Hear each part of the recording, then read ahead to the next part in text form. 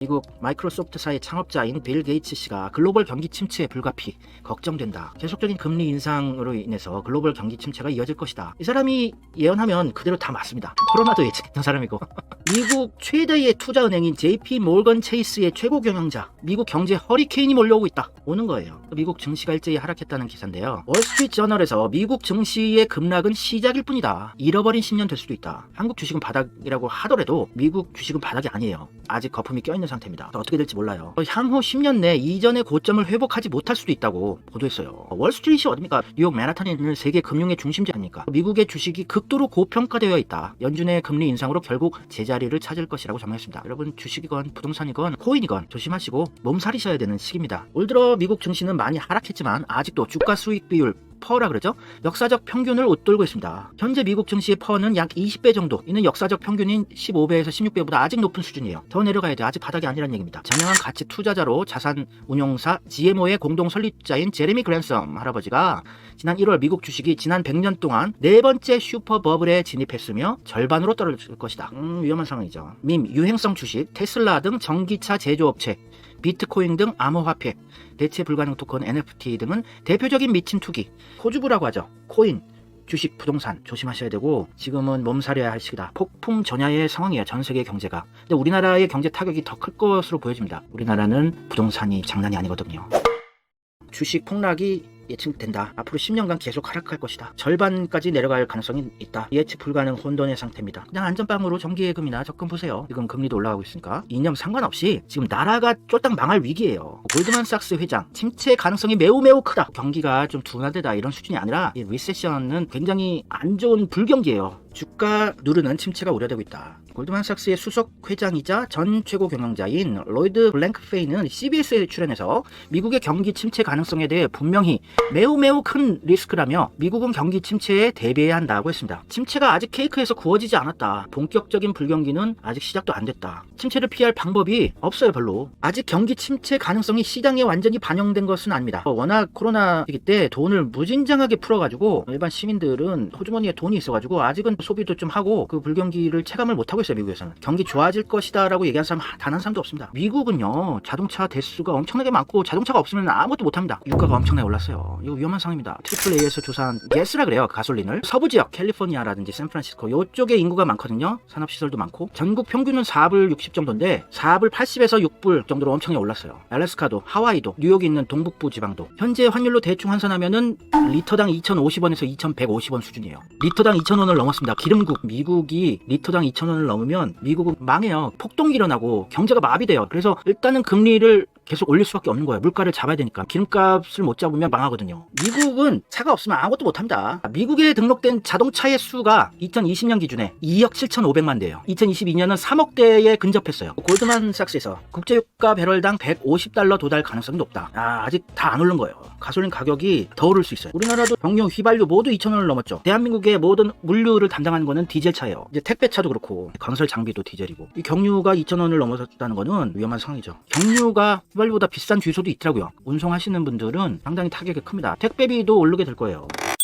근데 이렇게 기름값이 오르고 있는데 미국은 우크라이나 이용해서 러시아랑 전쟁을 하고 있는데 러시아를 압박해 보겠다고 이런 짓을 하고 있어요. EU가 올 연말까지 러시아 석유 수입 90% 줄인다. 금지한 합의했어요. 여러분, 기름이 나는 곳이 중동 사우디 이런 데라고 생각하시는 분들도 계시겠지만 러시아는 미국, 사우디아라비아와 함께 석유 생산량 에서는 세계 1, 2위 수준이에요. 이런 금지안이나 내면서 러시아를 압박해 보려고 하는데 여기 악수예요. 이런다고 러시아가 잘못했어요, 항복할게요 이러지 않습니다. 러시아산 석유 수입을 금지하겠다는 발표를 한 이후에 브렌트유의 유가가 120달러 줄었어요. 국제 유가만 상승시키고 있는 발표를 해버렸는데 브렌트유가 계속 오르고 있습니다. 앞으로 더 올라갈 가능성이 높은 거죠. 근데 미국이 러시아 석유 수입 금지시켜! 이렇게 압박을 넣는 건데 번들하게 언론 플레이만 해서 러시아를 압박하려고 했던 것이지 아무런 효과가 없는 거였어요. 러시아 해상 수입만 차단한다. 러시아산 원유를 EU에 수출을 할 때 배로 오는 것만 차단을 하겠대요. 이게 얼마나 바보 같은 것인지. 이게 러시아에서 연결된 석유의 파이프라인, 또 가스의 파이프라인이에요. 갈색깔이 석유예요. 연두색이 가스입니다. 송유관으로 다 연결이 됐어요. 유럽 전체에. 해상 수출을 막는다고 해봤자 러시아가 미쳤다고 이 파이프라인이 있는데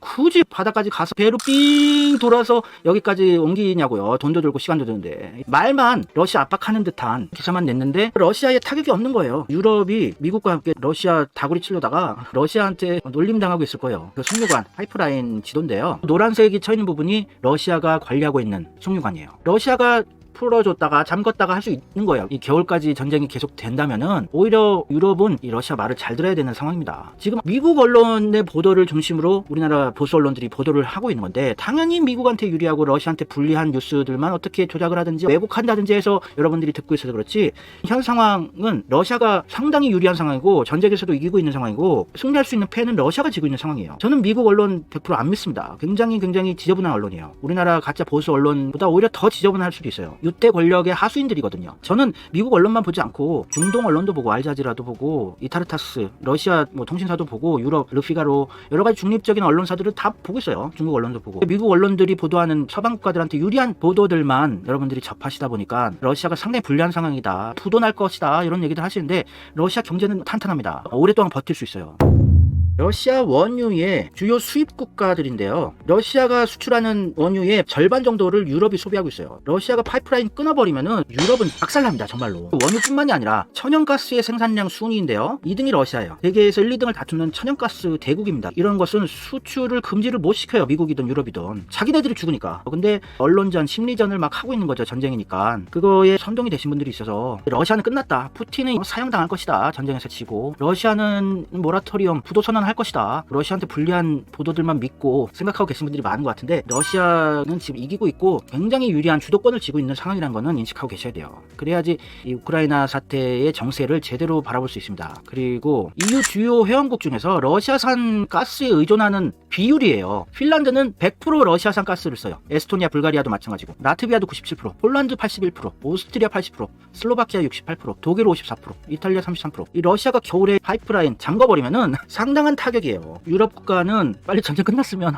자꾸 러시아 가스나 원유 수출 금지 이런 것 좀 압박하지 마세요. 덜덜덜 떨면서 몸살이고 있는 중이에요. 전쟁 오래가면 오래갈수록 미국과 서방 국가는 상당히 불리해집니다. 전쟁을 미국이 앞장서서 끝내자고 협상에 나서야 되는데 자존심 때문에 그런 얘기 못하고 경제 폭망으로 갈 위기 상황이에요. 자, 블룸버그의 뉴스 기사예요. 10개 이상의 유럽 국가가 루블 계좌, 러시아 루블화 지불 계좌를 오픈했대요. 러시아한테 석유 안 사? 금수 조치 내리겠어. 계좌 동결하겠어. 미국이 아무리 큰 소리 치고 강요를 해도 10개가 넘는 유럽 국가들이 돈 루블화로 내고 살게요. 이러는 거예요. 러시아를 지금은 응원을 좀 해줘야 되는 상황이에요. 미국이 너무 설치면서 모든 패권을 가지려고 하고 러시아가 죽일 놈이다. 푸틴이 악의 근원이다. 우크라이나는 피해자다. 이러한 프레임은 미국이나 우크라이나에 유리하게 보도한 것만 보고 판단을 내리신 거고요. 유럽 국가들은 지금 러시아가 석유와 가스를 수출 안 하면 어쩌나 굉장히 불안한 상황이에요. 러시아는 석유 매장량 순위에서 세계 9위로 그렇게 높지 않네. 근데 이건 매장량이에요. 매장량과 생산량은 또 다른 거죠. 1일 원유 생산량에서는 미국과 함께 1, 2등을 다투는 그 정도로 생산을 많이 해요. 그러니까 매장량은 적지만 많이 뽑아서 유럽에다가 팔아먹고 있는 거예요. 유럽 국가들도 러시아 눈치를 볼 수밖에 없습니다. 지금 미국 눈치는 그렇게 안 봐요. 에너지를 못 받으면 경제가 마비돼 버리는 건데요. 러시아에서 가장 많이 수출하는 게 에너지예요. 다 원유, 정제된 석유, 천연가스,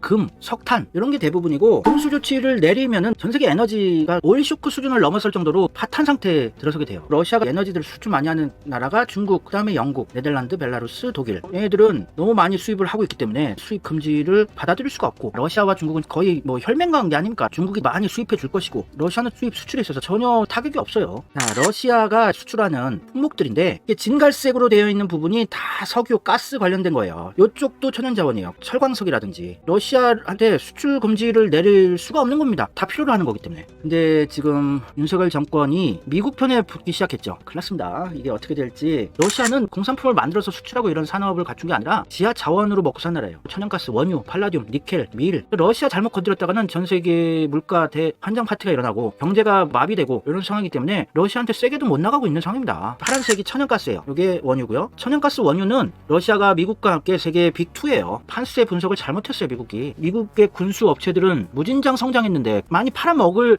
전장이 점점 없어지는 거예요. 중동에서도 이제 철수했고 한국, 일본에 또 팔아야 되는데 한국은 무기 국산화를 엄청나게 해놔가지고 최첨단 무기 비싼 거는 수요가 점점 줄어들 것 같고, 그래서 전장을 만들어서 신냉전시대, 친미파, 신소련파 이렇게 대립하고 긴장관계를 조성하고 군비 확장하면서 무기를 파는 환경을 다시 만들기 위해서 계획하고 있다, 제가 말씀드렸죠. 그래서 바이든이 되면 전 세계의 평화는 이제 끝난다, 제가 수년 전에 말씀드렸었는데 그때 또 쌍욕 먹었죠 제가.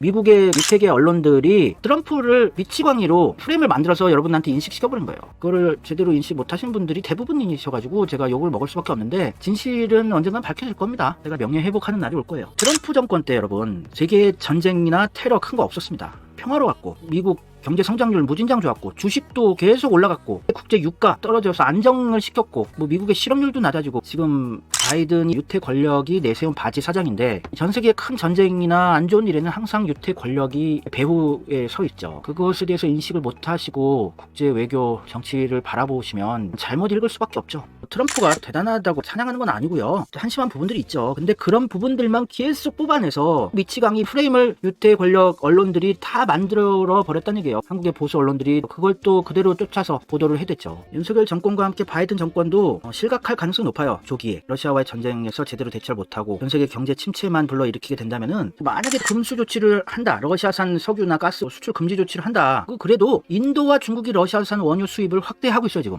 이때다 국제 유가도 올라가고 있는데 저렴이 러시아제 원유를 수입해서 쓰자. 인도, 중국 합치면은 거의 30억이에요. 거의 30억 인구가 러시아제 사주겠다 이러면은 전 세계가 러시아제 안 쓴다 그래도 러시아는 망하지 않습니다. 수입을 금지한 나라들이 망하게 되겠죠. 러시아는 지금 꽃놀이패를 쥐고 그래 놀아봐라 이러고 있는 상황이라는 걸 알고 계세요. 또 이탈리아의 최대 에너지 업체인 엔이라고 있는데요, 러시아 은행에 루블화 계좌를 개설했어요. 러시아 부도난다며, 러시아 이제 망하기 직전이라며 기사가 엄청 많았는데 왜 망할 나라에 루블화 계좌를 개설을 합니까? 이탈리아도 러시아산 원유와 가스를 수입을 안 하면은 위험한 상황이니까. 러시아 이타르타스 통신 기사를 번역을 해놓은 건데요, 미국이 막 압박을 가해. 러시아제 석유랑 가스 수입하지 마. 하지만 EU 국가들은 이런 집단적 금지에 거부권 행사하겠다고 오히려 위협하고 있어요. 독일, 오스트리아, 헝가리 러시아 에너지 수입 금지하는 건 반대한다. 전쟁을 끝낼 수 있는 건 바이든 형님 손이 있는 거예요. 제가 잘못 건드렸어요, 죄송해요. 이러지 않는 이상 러시아 우크라이나 전쟁은 끝나지 않아요. 어떻게 모냥 안 빠지게 출구 전략을 세울 것인가. 아프가니스탄 철수하듯이 굴욕적인 모습으로 러시아한테 패배 선언을 하게 되면은 바이든 재선도 힘들고 유태 권력이 계속 유지 못될 가능성이 높으니까. 러시아 경제는 지금 탄탄해요. 루블화가 이제 폭락할 것이다, 러시아 경제는 이제 부도선언할 것이다, 많은 언론들에서 얘기했지만 루블화의 가치는 떨어지지 않아요. 서서히 올라가고 있습니다. 그러니까 지금 러시아가 이기고 있는 거예요. 러시아가 망한다고 주구장창 노래를 불러대던 미국 언론과 대한민국의 가짜 보수 언론들, 러시아는 기록적 무역 흑자를 기록하고 있어요. 지금 수출이 막 엄청나게 늘어서 무역 적자는 아니고, 러시아로 수입되는 이 물건들의 수출 제한 조치가 있었기 때문에 수입이 격감했죠. 근데 수입이 격감을 한 데다가 수출은 8% 증가했어요. 어찌됐건 이 수입액이 44%나 감소해서 일반 시민들의 그 생활은 좀 공공해질 수는 있어요. 해외로부터 수입을 많이 해서 유지했던 나라인데, 에너지 팔아가지고 자원이나 곡물이나 수출이 늘어나고 무역 흑자가 이렇게 많이 나는데 망하겠어요 나라가? 망하진 않죠. 장기전으로 가도 러시아가 유리한 상황이죠. 지금 전 세계 물가가 고공행진을 시작하고 있는데 전쟁 오래 하면은 누가 손해입니까? 그리고 전 세계 국가들이 러시아한테 수출을 안 하기로 동맹을 맺었는데, 인도랑 중국한테는 자연스럽게 수입을 할 수 있어요. 중국은 세계 공장이라서 러시아 국민들이 쓸 수 있는 모든 공산품들 다 수입이 가능합니다. 다 만드니까 중국에서. 우리나라는 균형 외교, 줄타기 외교, 중립 외교를 해야죠. 지금 윤석열 정권에서 미국 편을 들려는 듯한 모습들을 계속 보여주고 있는데 아주 위험한 상황입니다. 러시아는 지금까지 우리나라를 가장 좋아하는 나라 1위였고, 우리나라가 힘들 때 많이 또 도움을 준 게 있어요. 우리가 무기 개발할 때 러시아로부터 많은 도움을 얻었습니다. 전차, 미사일, 로켓, 장갑차, 대전차 무기 여러 가지 분야에서 도움을 얻어서 국산화를 이뤘는데, 이 로켓 기술도 많이 도움을 줬죠. 우리나라 물건들도 많이 사주고, 삼성이 러시아 1위고 현대자동차가 1위고, 한국 화장품, 마요네즈, 과자, 캔커피 여러 가지를 수입을 엄청나게 해주고 있는 나라였고, 한국을 좋아하는 나라였습니다. 한국의 종전선언도 도움을 줬었고, 러시아 좋은 나라다 이런 얘기를 하려는 거 아니에요. 일단은 침략 전쟁을 했기 때문에 비난받아 마땅한 것입니다만, 그 전쟁을 일으키게 만든 원흉이 미국이란 얘기예요. 러시아 부도 난다고 우리나라 보수 언론도 보도를 해댔죠. 러시아 달러로 부채 상환, 최종 부도익이 일단 모면 요게 다 심리전이죠. 러시아 쫄게 만들고 러시아가 지고 있는 것 같고 계속 여론몰이를 해나가고 있는 건데, 부도 날 게 없어요. 디폴트 급한 불끈 러시아. 27일에 또 위기. 5월 27일 지났는데 위기 없었죠. 러시아 부도 가능성 올라가. 러시아 104년 만에 국가 부도 눈앞. 디폴트 가능성 93%. 부도 나는 거거든요. 국가 부도. 4월 21일 날 기사였는데 부도 안 났네. 러시아 아직도 짱짱한데. 가짜 뉴스가 미국 언론에서도 많이 나온다는 거는 인식을 하고 계셔야지 국제 정세를 제대로 바라볼 수가 있어요. 지금 전쟁 길게 했다가는 이러다 다 죽어 이런 상황입니다. 미국은 사면초가의 상황에 봉착해 가고 있어요. 푸틴 이미 사망했을 수도. 푸틴 대역 활동이라고 추측된다. MI6라고 하는 영국의 첩보기관에서 예전에 김정은 죽었다고 가짜뉴스 퍼뜨리는 거랑 비슷한 겁니다. 푸틴 열받게 하려고 러시아를 흔들려고 이 선전전, 심리전이죠. 전쟁 중이니까. 우크라이나랑 러시아의 전쟁이 아니라 미국과 러시아의 전쟁이에요. 우크라이나 국민들을 총알바지로 몰아넣고 대리전을 하고 있는 거예요. 또 이런 기사들이 다 내보내고 있죠. 푸틴 아방궁 의심 건물 안에 봉충 무대까지 완비. 이게 전쟁이랑 상관이 있습니까? 푸틴 열받게 하기, 약 올리기, 한심한 러시아 군대의 모습. 그런 모습들만 계속 보여주는 거야. 러시아 국민들을 불안하게 만들고 푸틴을 압박하려고 하는 건데 전세는 러시아로 기울었어요. 마리우폴 최후 항전지에서 우크라이나군 철수 5월 17일 기사입니다. 사실상 패배의 의미. 지금 대부분의 전장에서 러시아가 이기고 있어요. 지고 있으니까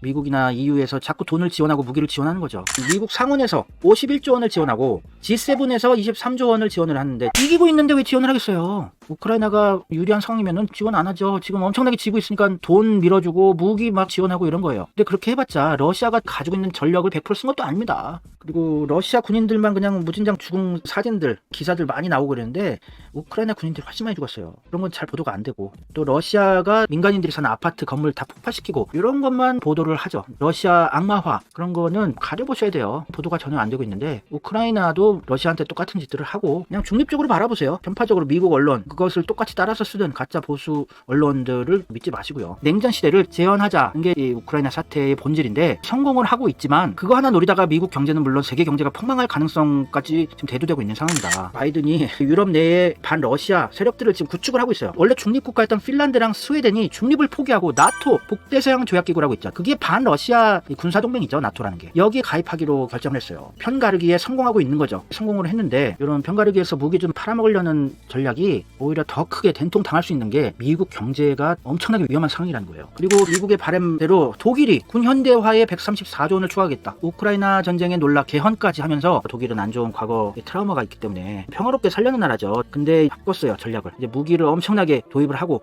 군 현대화를 하겠다. F-35 전투기 또 미국 시누크 헬기에 이렇게 돈을 막 쓰겠다고 이게 미국의 바람대로 가고 있어. 근데 하나를 얻었지만 수십 수백 개를 지금 놓칠 상황인 거예요. 무기만 좀 팔 뿐이지 미국 경제가 망할 가능성이 높아지고 있는데 이거 어쩝니까?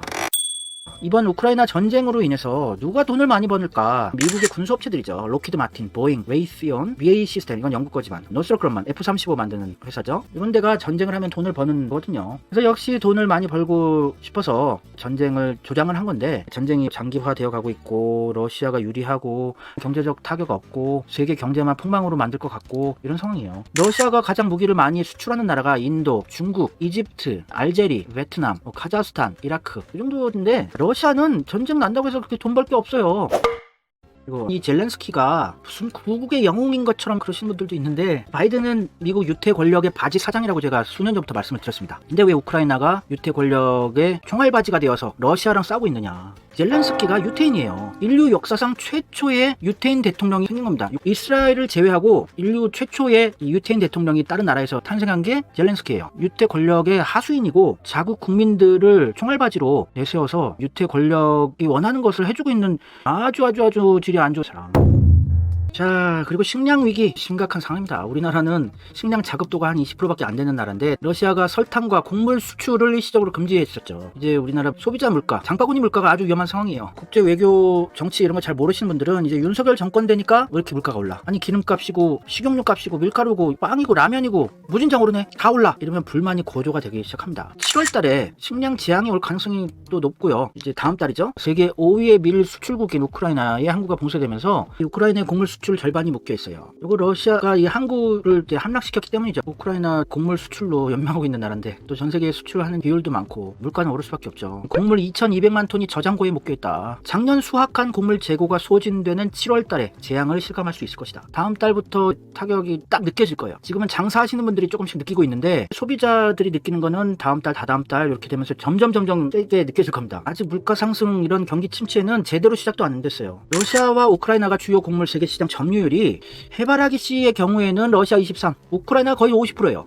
러시아랑 합치면은 73%, 밀도 둘이 합치면 34%, 보리도 둘이 합치면 26.8%, 옥수수도 둘이 합치면 17.4%. 전쟁이 빨리 안 끝나면요, 전 세계인들의 장바구니 물가는 요동치고 종전 시위하고 난리가 날 거예요. 그럼 미국이 사면초가가 되는 거죠. 연말에 11월, 12월 이때 되면은 곡소리가 나기 시작할 겁니다. 올해 연말부터 부동산도 폭락이 전국적으로 시작이 될 가능성이 상당히 높거든요. 금리도 무진장 올라가고요. 자, 세계에서 밀을 수출하는 순위 압도적으로 세계 1위가 러시아입니다. 러시아가 전 세계를 상대로 나랑 친한 나라 빼고는 이제 밀가루 수출 완전히 금지한다 이러면 곡소리가 나는 겁니다. 식량 자원이 무기예요, 러시아는. 그러니까 수출을 뭐 금지시킬 수도 없는 겁니다, 미국이. 아무리 EU와 함께 러시아를 압박하고자 석유, 가스, 식량 수출 금지를 하고 싶어도 못해요. 요 밀가루가 별거 아닌 것 같죠? 나는 쌀밥 먹는데 뭐. 요 밀가루가 곡물 사료에도 들어가요. 소고기, 돼지고기, 닭고기 가격도 오르고, 빵, 라면, 튀김류, 파스타, 과자류, 밀가루가 오르면 모든 장바구니 물가는 다 오르게 돼요. 연쇄적으로. 게다가 러시아, 우크라이나만 문제냐, 되게 에그플레이션이 본격화됐습니다. 인도, 인도네시아, 말레이시아 등의 26개 국가에서 식량 수출을 지금 통제하고 있어요. 국제식량정책연구소 IFPRI에 따르면 현재까지 식량 수출 금지 조치에 나선 국가는 19곳, 수출 제한에 나선 국가가 7곳이에요. 인도가 밀과 설탕, 또 인도네시아가 팜유,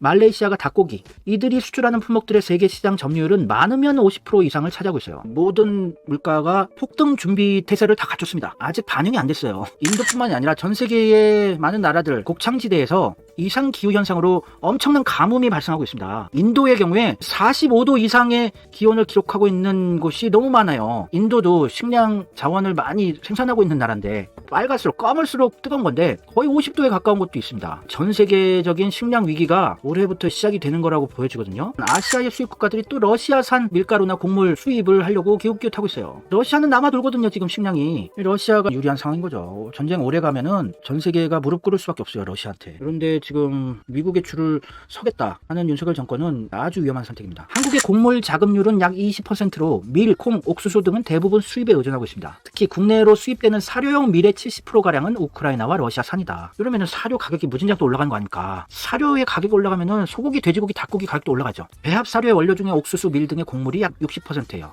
근데 단백질 공급용인 콩, 깻묵과 밀기울도 결국 곡물의 부산물이기 때문에 국제 곡물 가격이 오르면 모든 원료들의 가격이 오를 수밖에 없는 구조입니다. 러시아 우크라이나 전쟁이 사료 가격에 본격적으로 영향을 미치는 시기를 하반기로 전망하고 있어요. 올해 하반기. 연말에 위험한 게 팡팡 터진 거예요. 사료 가격도 폭등. 왜냐면은 사료용 밀 등은 5, 6개월치를 미리 구매하기 때문에 지금 가격에는 반영이 안 된 거예요. 반영이 되는 시기부터는 우리나라 장바구니 물가는 충격적인 수준으로 오를 수밖에 없죠. 이렇게 오르면은 외식도 덜 하게 되고 배달도 덜 시켜 먹게 되고 비싸니까 다. 경기는 하락하고 소상공인 여러분들 매출 하락, 악순환이 되는 거예요. 그러면서 핸드폰도 그냥 더 쓰자, 자동차도 더 쓰자, 옷도 그냥 빨아서 입자, 새로 사지 말자, 절약을 하게 되고 수요가 감소하면서 GDP도 하락하고 불경기가 계속 되는 거예요. 악순환이. 자, 이게 가장 위험한데 치킨집 하시는 분들은 지금 벌써 곡소리가 난다고 합니다. 식용유 값이 계속 오른대요. 튀겨야 되지 않습니까? 치킨은 밀가루를 입혀서. 이제 밀가루도 올랐고 식용유도 올랐고 앞으로 계속 오를 거고, 닭고기 가격도 사료 가격 상승으로 오를 게 불을 보도 뻔하고. 그래서 치킨, 돈가스, 핫도그 가게 사장들 식용유, 밀가루 가격 상승 못 버텨 팔수록 손해다. 이제 시작된 것일 뿐인데 튀김집도 난리죠. 광장시장 48년 터줏대감, 식용유 대란에 이런 급등 처음 본다. 옥수수 기름 18리터 한 통이 3만원이었는데 59,000원까지 올랐대요. 97% 폭등. 3종 폭탄 맞은 돈가스 재료값 30% 올라. 돈가스 정식 1인분이 13,000원, 돼지고기 37%, 식용유 30%, 밀가루 8% 다 올라오는 거예요. 코스트코에 가보니까 이미 가격도 상승했고, 이 카놀라유, 옥수수유 본 제품은 회원 카드당 한 재로 제한 판매합니다. 올리브오일도 그렇고 회원 카드 한 장당 한 병만 살 수 있게끔. 살 수 있는 것만 해도 다행인 시기가 올 수도 있어요. 게다가 비료가 또 문제입니다, 여러분. 농사 지을 때 뿌리는 비료 가격이 역대 최고 수준으로 치솟고 있습니다. 비료 가격이 왜 상승하냐 또. 러시아가 비료 수출 세계 1위 국가입니다. 또 러시아와 중국 공산주의 브라더스가 세계 1, 2위예요. 러시아, 중국이 그냥 한패가 돼서 비료 수출 금지하겠다 그러면 전 세계 농업이 큰 타격을 입게 되죠. 또 농사도 이제 짓기 힘든 거예요. 게다가 브라질로 수출이 될 러시아의 비료 공급이 중단이 됐어요. 그래서 세계 식량 가격이 더 크게 요동칠 가능성이 높습니다. 세계 최대의 작물 재배국입니다, 브라질이. 러시아로부터 비료를 85% 수입하고 있어요. 거의 거의 몰빵이네요. 비료 가격도 오르고 그러면 모든 채소류들도 다 오르는 거죠. 땅에 심는 거는 다 오를 수밖에 없는 거예요. 비료가 오르니까. 그리고 이게 전쟁이 지금 끝나도 이 물가 상승의 타격이 2, 3년은 갈 거라고 보여집니다. 올해 밀 생산이 35% 감소 예상이에요. 악재가 한꺼번에 다 오는 퍼펙트 스톰이라 그러죠. 퍼펙트 스톰. 엄청난 폭풍이 그냥 한 방에 몰아서 오고 있어요. 또 미국도 지금 난리가 났어요. 겨울 밀지대라고 있는데 이쪽 중남부 쪽에 여기가 엄청난 또 가뭄이었어요. 서부 지역도 그렇고 남캘리포니아 이쪽도 물가가 전쟁 아니더라도 무진장 오를 수밖에 없는 상황입니다. 이상 기후로 인한 농업 생산량의 폭락이 물가에 반영이 되려면 몇 달 더 있어야 돼요. 지금 정권이 문제가 아니라 우리가 어떻게 먹고 살아야 되나 이 상황입니다. 지금 정치 얘기하고 막 머리 들뜨고 싸울 상황이 아니에요. 폭풍 전야의 상황. 자, 미국의 댐이 1983년도에 저 옆에 물이 위까지 꽉 차 있었는데 지금 현재 물이 이렇게 말라버렸어요. 엄청난 가뭄입니다. 가뭄. 이번 달부터 이 서던 캘리포니아 남가주라 그러죠. 남가주 주민 600만 명에게 물 절약 명령이 내린다고 해요. 이 빨간 부분이 엄청난 가뭄 지역이에요. 미국도 농사 좀 짓는다 하는 나라인데 농업 생산량, 공급량 자체가 절대량이 줄어드는데 금리 올린다고 물가가 안정이 되겠어요? 동아프리카 최악의 가뭄이래요. 40년 만에 최악의 가뭄이 닥쳐서 1300만 명이 굶주리고 있답니다. 세계 4대 곡창지대가 생산량이 급감하고 있어요. 미국 심한 가뭄으로 캔자스, 오클라호마 등의 밀의 흉작, 아르헨티나는 팜파스 지역 가뭄으로 콩, 옥수수, 밀 수확 감소, 우크라이나 러시아 전쟁으로 밀 생산 수출 차진, 중국 코로나로 동북 삼성 봉쇄. 이제 봉쇄가 풀렸는데 중국이 봉쇄가 풀리면서 또 생산이 계속되면은 에너지도 많이 소비를 하게 되고 수요가 늘어나게 되는 거죠. 그러면서 국제 유가도 올라갈 수밖에 없고 중국 때문에. 그런데다가 쌀과 옥수수의 파종 시기를 놓쳤어요. 봉쇄된 기간에 농사를 못 져서 내년에는 난리가 날 겁니다. 아마 진짜 심각한 상황이에요. 밀 1톤당 수입 가격이 계속 오르고 있고요. 4월달인데 조금 내려갔지만 반영이 제대로 안 된 가격이에요. 엄청나게 오를 수밖에 없어요. 양돈용 배합 사료도 계속 오르고 삼겹살 1kg당 소비자 가격이 28,230원. 작년보다 무진장 올랐네요. 보겠습니다. 세계은행 50년 만에 최대 물가 충격 온다. 스태그플레이션 경고. 1970년대식 스태그플레이션이 나타날 수 있다고 경고했다. 1970년대에 두 차례 석유 파동이 있었죠. 기름통 들고 자동차들 막 주유소 앞에 쫙 줄 서 있고, 그리고 러시아의 우크라이나 침공이 향후 3년간 전 세계 식량 및 에너지 가격의 상승을 이끌 것으로 내다봤다. 전기세, 가스비, 에너지 가격 무진장 오르고 우리가 먹는 거 다 오르는 거예요. 다. 쌀 우리나라에서 만들기 때문에 안 오르겠지. 하지만 쌀도 비료값이 오르죠. 또 수도세도 만약에 민영화한다면 오를 수도 있고, 전기세, 경운기, 트랙터, 농기구 같은 거 쓰려면 기름 넣어야 되잖아요. 기름값이 오르기 때문에 쌀 가격에도 반영이 될 수밖에 없죠. 모든 게 다 오를 수밖에 없어요. 택시비도 오르고, 택배비도 오르고, 버스 요금도 오르고, 지하철 요금도 오르고, 관리비도 오르고. 이번 겨울에 고난의 행군이 시작될 겁니다. 세계은행은 유럽의 가스 가격이 지난해보다 2배 이상, 석탄 가격은 80% 이상 급등할 것으로 예상했다. 올해 밀 가격이 40% 이상 올라서 수입에 의존하는 국가들에게 큰 부담을 줄 것으로 분석했어요. 닭고기 가격 또한 41.8% 오를 것이고, 식용유 29.8%, 보리 33.3%, 콩 20% 등 주요 식자재의 상승 압력이 상당할 것으로 내다봤다. 다 오른대요. 다 오른다. 진정한 해일 조선이 시작되는 거예요. 스태그플레이션이 뭐냐면요, 이 스태그네이션과 인플레이션의 합성어인데, 스태그네이션은 GDP, 이 수입이 감소하는 거예요. 버는 게 줄어들고, 실업률은 올라가고, 수요는 하락하는 거. 경기 침체, 요거를 스태그네이션이라고 그러는데, 거기에 더해서 물가까지 오르는 거예요. 인플레이션. 경제에서 제일 최악의 상황이 스태그플레이션이죠. 취업도 안 되고 가게 장사도 안 되는데 물가는 올라. 지옥이죠, 지옥. 요게 우리나라도 시작됐어요. 전 세계도 스태그플레이션 상황으로 돌입하게 될 거예요. 얼마 안 있어서 곡소리들이 무진장 날 겁니다. 전 세계 물가 폭등 아우성, 30년 만에 대인플레 시대에 진입했다. OECD 2월의 상승률이 7.7% 급등. 우크라이나발 에너지 가격 큰 폭 올라. 우리나라는 38개국 중에 32위로 아직은 선방하고 있어요. 이제 터키가 1등인데 물가 상승률이. 터키 같은 나라들 부도선언 나고 이럴 겁니다. 폭동 일어나고 반정부 시위 전 세계에서 다 일어나고 지옥이 이제 펼쳐질 거예요. 전 세계가. 각국 빵 사재기 현상 등 대란 속, 고물가 대응, 기준금리 속속 올려. 경기가 활황이라서 너무 달아올렸기 때문에 그럴 때 금리를 올리면은 차분하게 가라앉고 상식적인 경제 정책으로 그게 효과가 있는 건데, 코로나 사태로 돈을 무진장 뿌렸단 말이에요. 헬기로 뿌린다는 표현이 있을 정도로 돈을 뿌려놔서 물가가 올랐는데, 그거에다가 플러스 러시아 우크라이나 전쟁까지 있고, 공급망 사태, 곡물 가격도 엄청나게 상승하고 있고, 비료 상승, 석유 가격 상승, 가스 가격 상승. 우리나라 5월달 소비자 물가가 5.4% 상승, 13년여 만에 최고 상승률입니다. 무진장 오르고 있죠 지금. 이게 꼭지점이 아니에요. 저게 시작일 수도 있어요. 그냥. 왜냐면 농축수산물 축산물 요 가격은 반영이 아직 덜 된 상황입니다. 석유류만 반영이 이렇게 많이 돼서 그렇지. 그런데 지금 이렇게 물가가 급등할 조짐이 보이고 있고 전 세계 경제가 침체하게 되는 게 확연히 눈에 보이는 상황인데 물가 안정 대책이 윤석열 정권 뭐가 있을까? 대책 없대요. 경제팀에서 뾰족한 대책 없답니다. 그렇죠, 이해는 합니다. 복합적으로 와서 그래요. 물가 상승이란 게 양적 완화를 많이 해서 돈을 많이 뿌렸기 때문에 올랐다. 금리 좀 올리면 내려가는 게 상식적인 수준이었는데 여러 개의 요소가 복합적으로 왔기 때문에 금리만 올린다고 해서 이 물가가 안정이 되고 이런 건 아니에요. 뾰족한 대책이 없다는 건 알겠습니다만 추경호 경제부총리죠. 대책으로 선택한 게 임금 인상 자제해달라요. 월급 올리지 말자. 경제 6단체장과 회동을 했어요. 한국무역협회, 중소기업중앙회, 경총, 대한상의, 정경련, 한국중견기업연합회 모여서 임금 인상 자제해달라. 이게 물가를 잡기 위한 대책입니다. 아우, 역시 부자들을 위한 정당이네요. 크게 보지 못하네요. 이 추경호 부총리도. 그나마 서민들이 피해 덜 입게 충격 덜 하도록 물가 상승을 다 맞춰줄 수는 없어도 어느 정도 월급을 올려줘서 덜 타격 입게 해줘야 되는데 월급 올리지 말래요. 원팀이 됐어요. 월급 올리지 말자. 원팀. 물가는 계속 치솟고 있는데 월급 그대로면 월급이 줄어드는 거랑 똑같잖아요. 일본의 잃어버린 20년, 30년을 이제부터 우리가 또 시작하나 봅니다. 잃어버린 1년이면 좋겠습니다. 1년 정도에 끝났으면. 선진국일수록 여력만 된다면, 최저임금 올릴 여력만 된다면 무조건 올려요. 월급을 올려야지 물가도 오르고 경제 성장률도 오르는 거예요. 그게 다 연결이 돼 있죠. 선순환으로. 물가는 치솟는데 월급을 그대로 놔두겠답니다. 조삼모사예요. 아, 월급 안 올리니까 좋다고 신나할 수도 있겠지만 돌고 돌아서 그 화살이 자기한테 오게 됩니다. 대기업들한테도. 참나.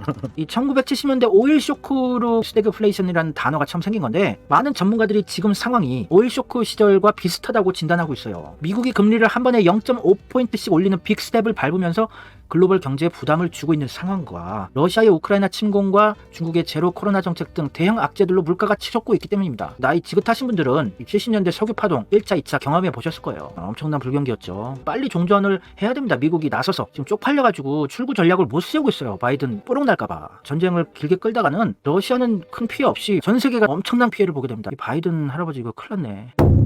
우리나라는 이미 스태그플레이션이 시작됐어요. 한 달 전 뉴스인데요. 소비자 물가 상승률 4.5% 올랐죠. 경제 성장률은 내려갔어요. 성장은 내려가면서 물가 오르는 걸 스태그플레이션이라고 하는데 이미 불경기 상황, 스태그플레이션 상황에 진입했어요, 한국은. 근데 이번 달에 물가가 5.4%, 거의 1% 정도 또 올랐고 계속 오를 예정이고 이미 스태그플레이션 시작이 됐다. 근데 아직 다 온 것도 아니다. 이제 시작했을 뿐이다. 매일경제와 한국경제연구원이 연구를 해봤대요. 우리나라의 스태그플레이션이 발생할 확률은 68%에 달했다. 이미 발생하고 있는데 무슨 68%에 달했다 그러니? 마이크 노보그라츠 갤럭시 디지털 최고 경영자는 현재 스태그플레이션 과정에 있다. 인플레이션이 높아질 대로 높아지면 경기 침체를 겪어야만 인플레이션을 멈출 수 있다. 금리 갑자기 막 올려서 경기 침체를 그러니까 갑자기 팡! 경찰국력이죠. 하드랜딩. 완전한 충격파가 와서 경기 침체를 겪으면 수요가 무진장 감소하니까 물가도 하락할 수밖에 없죠. 그거밖에 없다는 얘기예요. 영국의 파이낸셜 타임스에서도 세계 경제 상황을 스태그플레이션 쇼크로 정의하고 지난 몇 달 동안 물가가 급등하고 경제 활동은 감소하면서 올해 경제 성장률 전망은 낮아지고 기대 인플레이션은 높아지는 추세가 국가별로 비슷하게 나타나고 있다. 전 세계의 경기가 안 좋고 물가 오르면은 전 세계 모든 기업체들의 실적이 하락하고 주가도 하락하고 부동산도 하락하고 다 같이 죽자 이제 지금 그런 상황입니다. 설마 무슨 IMF 같은 게 오겠어 하시겠지만 IMF급으로 올 가능성도 없지 않아요. 상당히 위험한 상황이에요. 이게 과거 오일 쇼크, 석유 파동과 유사해요, 분위기가. 1970년대에 공급발 인플레이션으로 오일 쇼크 있었고 2022년에 코로나19 사태 있었고 우크라이나 사태, 전쟁이 있었고요. 통화 긴축 1970년대 급격한 금리 인상 가능성이 있었고 2022년에 금리 인상 이미 하고 있죠. 양적 긴축도 시작됐고 지정학적 긴장, 중동 2022년에는 러시아, 우크라이나 70년대 오일 쇼크급의 위기, IMF급의 위기가 올 가능성이 없지 않다. 상당히 엄중한 상황이다. 이미 여러 나라들이 상당히 어려운 환경에 처해 있어요. 스리랑카 이번 주 디폴트 위기 5월 18일 기사인데 디폴트가 선언됐어요. 부도났다 선언하는 거죠. 디폴트. 파키스탄 지난 10일 헌정 사상 최초로 의회가 현직 총리 축출. 파키스탄 물가 상승률 13.4%, 외환 보유액 130억 달러에 불과. 터키 물가 상승률 70%. 고물가에도 에르도안 대통령이 중앙은행의 금리 인상을 방해했다. 이집트 화폐 가치 급락, 자본 해외 유출 극심. 아르헨티나 물가 상승률 55%, 레바논, 페루, 식료품, 연료 가격 폭등으로 곳곳에서 시위. 경제 위기가 아직 오지도 않았는데 이렇게 난리가 났어요. 코로나 사태로 인해서 저개발 국가들이 내상을 입은 상태인데 많은 나라들이 나락으로 떨어질 위기에 처해 있습니다.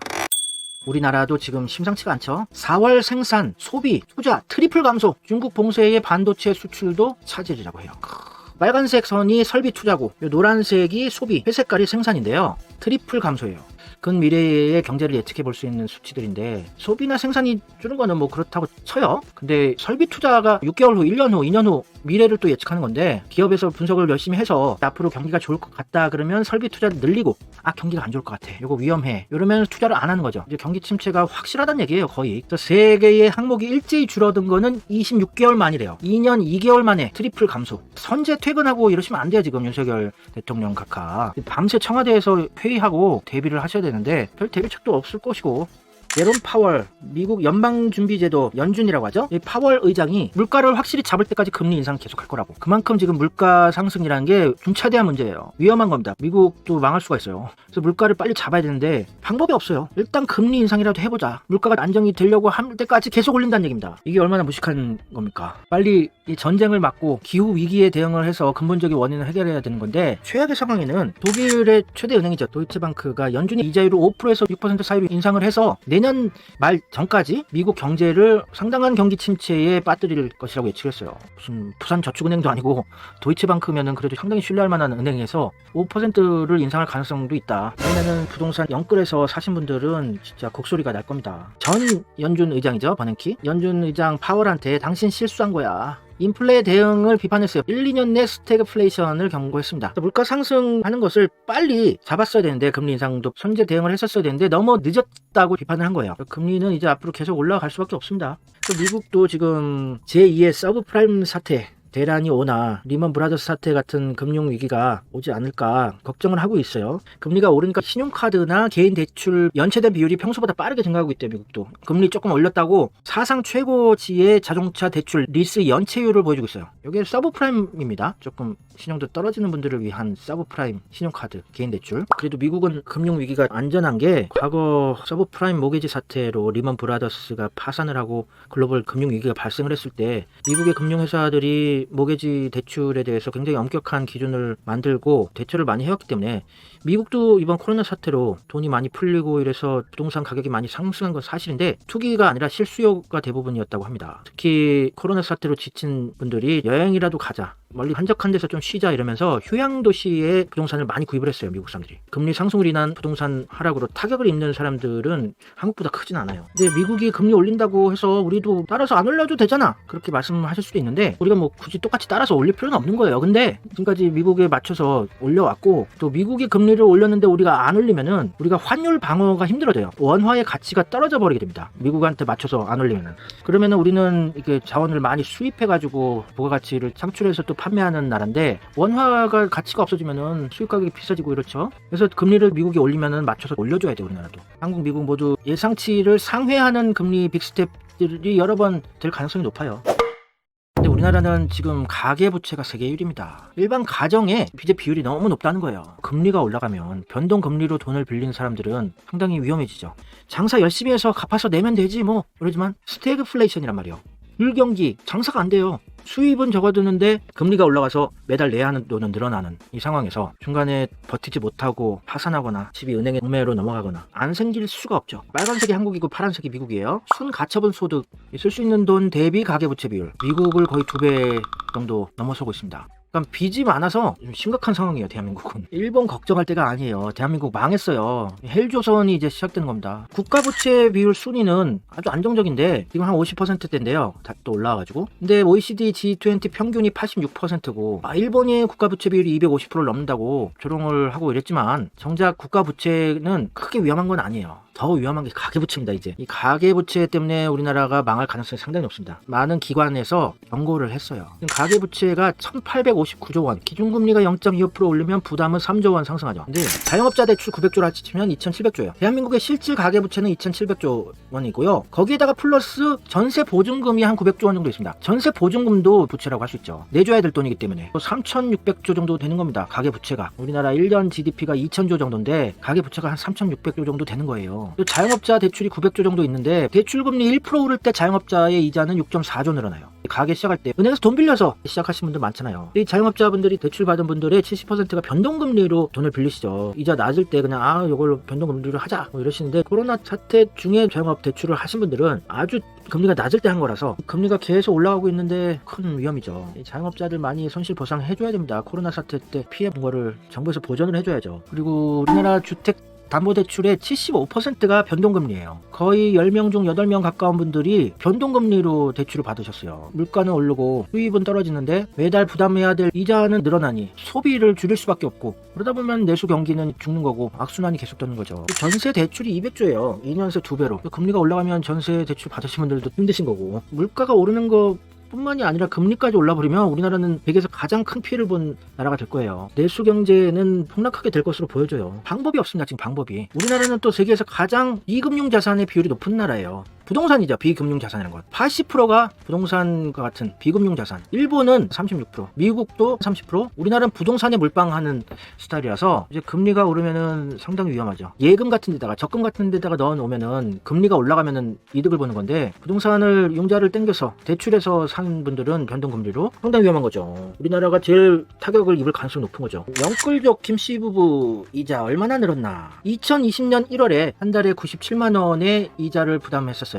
연 2.55%. 근데 2022년 5월에 월 141만 원, 연 3.95%일 경우에 이자 부담이 한 달에 44만 원이 증가되는 겁니다. 일반 급여 생활자분들 300만 원, 400만 원 이렇게 받아서 아껴가지고 이자도 갚고 생활비에 쓰시는데, 이 정도 올랐는데도 한 달 이자가 44만 원 증가를 했다. 영혼까지 끌어모아서 10억 넘는 돈을 끌어다가 집을 사신 분들은 참 위험한 겁니다. 부동산이 오를 줄만 알았는데, 계속해서 오를 줄만 알았는데, 가계부채는 지금까지 계속해서 경고가 있었습니다. 이창용 한국은행 총재, 연일 가계부채 경고. 고위험 가구가 늘어날 수도 있다. 한국 민간 부채 한계에 봉착했다. IMF의 경고, 이자율 상승 위험에 노출된 한국 가계대출. 한국의 실질 가계부채 2,713조 원, GDP 대비 130%, GDP 대비 가계부채 세계 1위. 피할 수 없는 위기가 온다. 가계부채 위험 수준, 부동산 시장 안정 필요. 한국은행의 경고, 한국 16년 동안 가계부채 비율 오르기만 했다. 무디스, 한국재정, 앞으로도 적자, 가계부채 선진국 최고 수준. 위기 경고 보도는 어디에? 위험한 상황입니다. 근데 우리나라 보수 언론들은 부동산이 떡락할 게 보여지기 때문에 지금 밑밥 깔고 있어요. 윤석열 정권 가받쳐주고 있는 겁니다. 치솟는 기준금리, 가계부채 높은 국가의 시한폭탄, 스웨덴 등 북유럽이 특히 취약하대요. 외국도 다 폭락하는 거라서 한국도 당연히 떨어질 수밖에 없어. 윤석열 정권이 뭐 잘못해서 그런 거 아니에요. 그러려고 미리 빌드업 해놓는 거 아닌가 싶습니다. 금리 인상하면 수요가 축소되고, 그러면 집값이 폭락한다. 가계부채 1위가 한국인데 뭐 한국을 언급을 안 하네. 또 조선일보에서도 이런 밑밥 깔기 작업이 시작됐죠. 광란의 파티 끝났다. 집값 버블 1, 2위 국가 부동산 급락세. 봐라, 이민 수요가 많은 캐나다나 뉴질랜드, 호주가 부동산 불패론이 유행했었는데, 최근 금리 인상과 대출 규제로 부동산 시장이 급냉했다. 이게 부동산 가격이 우리나라가 비정상적이었어요. 하락하고 떡락하는 게 아니라 정상으로 돌아가는 과정입니다. 어떻게 25평 정도 되는 게 10억이 넘어가요. 서울 시내도 아니고. 경기도 외곽에 25평짜리 아파트가 100만 불, 밀리언 달러가 넘어가는 10억, 15억 한다? 이거는 비정상이었죠. 정상화되는 과정입니다. 과잉 공급된 유동성은 필연적으로 거품을 만듭니다. 이것을 다시 원상태로 되돌려야 하는데, 한국을 비롯한 많은 나라가 금융위기까지 가지 않고 연착륙하는 것이 과제다. 소프트 랜딩이죠. 연한 착륙, 소프트 랜딩. 막 활황기였다가 이제 내려올 때 부드럽게 경기 하강 곡선을 그리고 별 부작용이 없이 경기가 하락하는 거를 연착륙이라고 하죠. 경착륙이라고 있죠. 하드 랜딩. 그냥 우당탕하고 착륙하는 거예요. 근데 경착륙 할 가능성이 높다고 대부분이 얘기를 하죠. 이번 경제 위기. 만약 그런 상황에서 금융기관들이 버티지 못하면 금융 위기로 가는 건데, 그럼 많은 나라가 홍역을 치를 가능성이 높다. 이번에 대한민국에서 영혼까지 끌어모아서 집을 산 분들이 계시는데 지금 집값이 수억 원씩 떨어지고 있거든요. 그런데 금리는 계속 오르고 팔리지는 않고, 이러다가 보면은 이자를 내지 못한 분들이 집을 뺏기고 집값은 계속 하락하니까 금융기관들, 은행들은 그걸 경매로 내놔서 처분을 해도 아주 헐값에 팔 수밖에 없으니까 빌려준 돈을 다시 환수도 못하고, 이러면 은행들이 또 부실화가 진행이 되면서 금융위기가 올 가능성이 굉장히 높죠. 우리나라는 이 거품이 껴있던 시기가 다 있었죠. 2000년에 닷컴 버블이라고 IT 업체들 주식이 엄청나게 막 올랐다가 폭락한 적이 있었고, 2008년에는 부동산 버블이 있었지만 이번엔 다각적인 버블이에요. 부동산에다가 주식에다가 채권, 비트코인, 가상화폐 가격이 붙은 거는 모두 난리인 터라서 어떤 자산도 안전하지 않습니다. 예, 부동산도 지금 폭락 예정, 주식도 미국 시장이 고평가되어 있어서 더 내려갈 여지가 많다. 앞으로 반값이 될 가능성이 있다고 말씀드렸고, 지금 뭘 투자해서 이 기회에 한번 대박을 노려보자, 여러분들도 계시겠지만 조심하셔야 됩니다. 부동산이 오르는 조건이 몇 가지가 있는데요. 저금리여야 하고, 소득이 증가해야 하고, 공급보다 수요가 많으면은 부동산이 오르고, 경기가 좋아야 돼요. 부동산 정책을 완화해주고 대출 규제도 풀어주고 이래야 되는데, 물가가 지금 상승하고 있어서 부동산 정책 완화, 규제 철폐 이런 거를 대놓고 못하고 있는 상황입니다. 윤석열 정권도 경제가 상당히 위험한 상황 상황이기 때문에 부동산 막 오르게는 못 해줘요. 그거 믿고 찍어줬는데 이제는 수요보다 공급이 더 많아요. 지금 매물도 너무 많고 신규 주택 분양도 앞으로 계속 예정되어 있고 올해 내년. 근데 소득은 추경호 경제부총리가 물가 상승 대책으로 내놨다는 게 직원들 월급 올려주지 말자. 월급 올려주면 물가 오르기 때문에 안 돼요. 이런 거는 하고 있어요. 물가가 오르는데 소득은 그대로기 때문에 소득이 하락하는 겁니다. 그리고 앞으로 더 고금리가 될 예정이죠. 그래서 완벽하게 5개 조건을 모두 만족시키지 못했어요. 하락할 수밖에 없는 상황인 겁니다. 그런데다가 소비도 줄고 생산도 줄고 설비 투자도 줄었죠. 트리플 마이너스.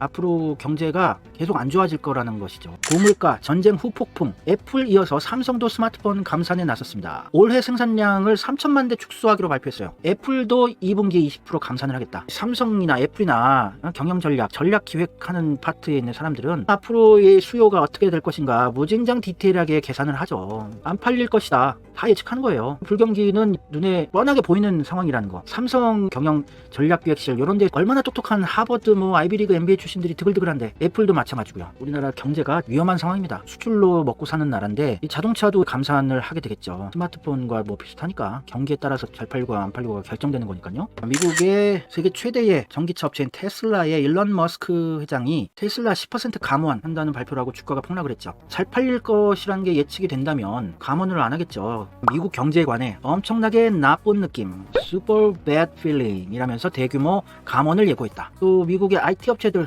감원 칼바람이 시작됐어요. 미국의 빅테크들, 대형 IT 업체들, 빅테크라고 하죠. 넷플릭스, 로빈후드, 카바나 줄줄이 해고를 하고 있어요. 원래 IT 업체들이 조금만 실력 있으면 다 데려가고 월급도 많이 주고 이랬었는데 IT 업체들도 이제 감원이 시작됐어요. 우버의 CEO도 시장이 지각 변동을 겪고 있는 중이기 때문에 이에 적응해야 한다. 임직원 수를 언제 어디서 늘릴지는 좀 더 신중해야 한다. 미국 긴축의 빅펀치 맞은 빅테크, 아마존, 메타까지 감원 칼바람. 메타가 페이스북의 회사명이죠. 페이스북도 초급 엔지니어 및 관리자 채용을 중단했습니다. 아마존도 지난해 하반기 이후 직원 자연 감소를 유도하고 있어요. 자연 감소는 뭘까요? 알아서 그만두게 환경을 아주 안 좋게 만드는 건가요? 스트레스 받게 하고. 넷플릭스도 10년 만에 처음 가입자 감소로 직원 25명 해고, 카메오도 87명 해고. 넷플릭스가 계속해서 빅 히트작들이 나와야 계속 시청자들을 붙잡아둘 수 있는데 빅 히트작 안 나오고 뜸해지면 잊어먹고 안 보게 되더라고요. 저도 넷플릭스 오징어 게임 나올 때 좀 보다가 대작이 안 나오니까 그냥 안 보고 있어요. 국내 주요 IT 기업도 인력 채용 열기가 식고 있습니다. 네이버가 올해 채용은 경력직 중심으로 바꾸고 500명에서 700명으로 줄일 방침입니다. 신입사원 안 뽑겠대요.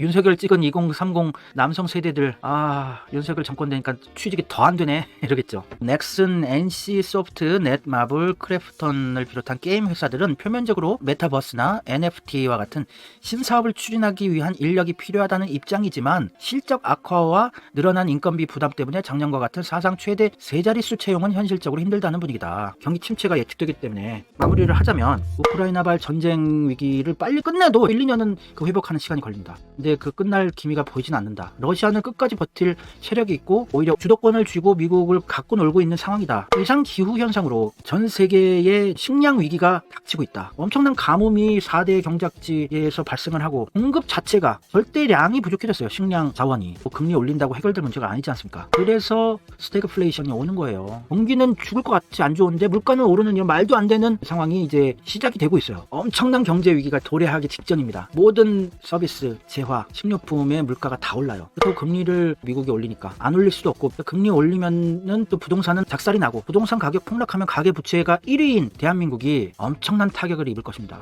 주식도 국내 주식시장은 바닥이라고들 많은 분들이 분석을 하시는데 미국 시장은 바닥이 아니란 말이에요. 미국 시장은 아직도 매우 고평가되어 있는 상태예요. 미국 시장이 하락하게 되면 한국 시장도 당연히 영향을 받을 수밖에 없죠. 경제 폭망, 물가 폭등과 높은 실업률, 경기 침체, 부동산 폭락 이걸로 윤석열 정권은 매우 흔들리게 됩니다.